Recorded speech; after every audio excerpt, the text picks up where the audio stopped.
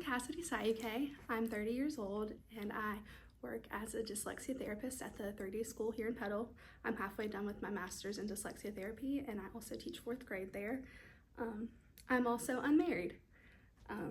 A little over a decade ago, in trying to draw nearer to God, He drew me close and I became a believer, and I began following Him and He gave me salvation. It was nothing that I did, and it was solely in His grace and His goodness that I was able to know Him and be a child of Him. One specific prayer that I prayed in that season and have prayed as long as I can remember is that the Lord would provide me with a future spouse.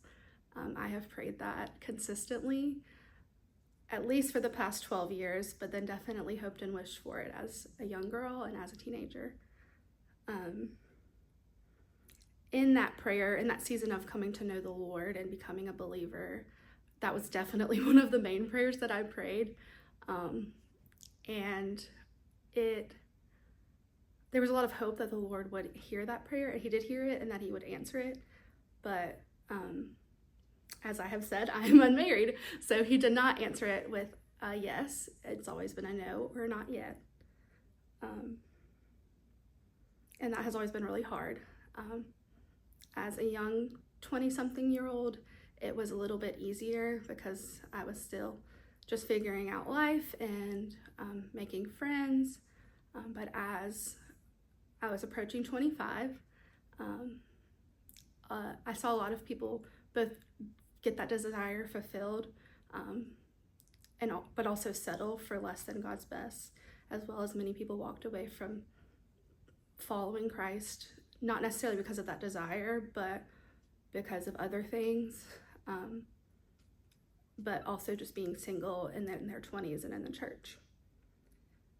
Around that same time, a global pandemic hit the world, and I went from working in New Orleans and going to church and only really interacting with other believers when I was at church or with my small group, to being at home alone all the time with my roommate, which was not an easy experience, not because of my roommate, but because of the loneliness. I long to have other people to talk to and to have just someone to share just hard conversations with. And while there were people via technology to do that with, it was extremely lonely. And in that season, I moved from New Orleans to Hattiesburg, and that season of loneliness did not end. It continued and has continued for years. But the Lord has been so gracious and kind to help me overcome that and to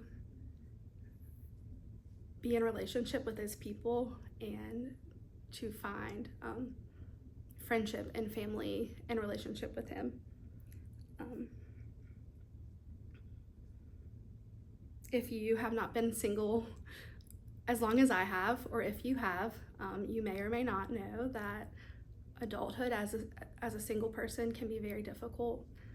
The cost of living is really high, and so paying for bills alone is not easy.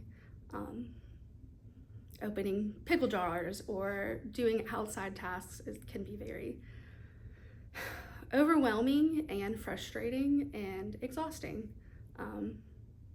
As well as recently in the past year, I have sought to become a foster parent, and I was denied that opportunity because I did not live alone, because in order for me to afford housing, I'd have to have a roommate.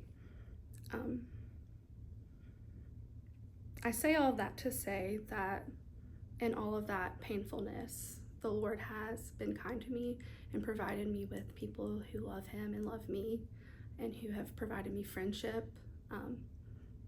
It is not on my own that I have overcome my loneliness. It is through Him and His kindness to me that I have been able to have family and have friendships that feel like family.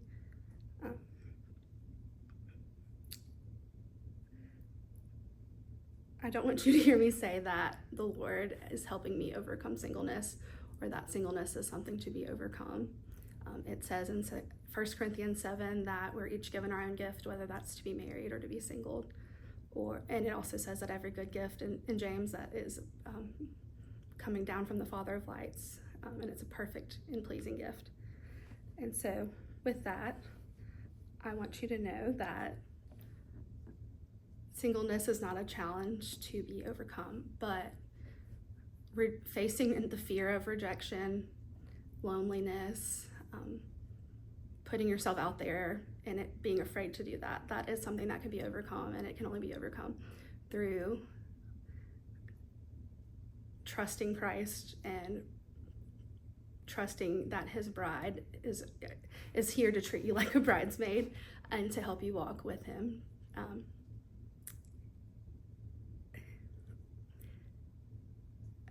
I know that God says that it's not good for man to be alone, and so whether you are single or you are married or you are widowed or divorced, I encourage you to seek him, and his presence will draw near to you. It says that in scripture, that draw near to God and he'll draw near to you. I also really encourage everyone that if you are experiencing loneliness, or you see someone experiencing loneliness, to put yourself out there, to seek friendship, to seek, if it's dinner plans, if it's babysitting someone's kids, if it's asking someone to babysit your kids. It's through those small things that like friendships are formed and the Lord answers prayers. For me specifically, through some really close friends, which this is not the end-all answer for me, it's just the Lord's kindness to me in the past few months.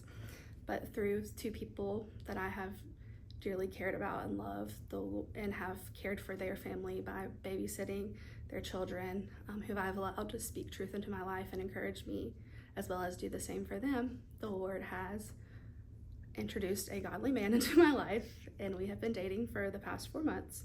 And I don't know if this is the answer to that prayer that I've prayed for so long, but I do know that above it all, God's kindness and goodness to me has been shown through his presence and his people, and that it's through his people and his presence that we are able to overcome loneliness.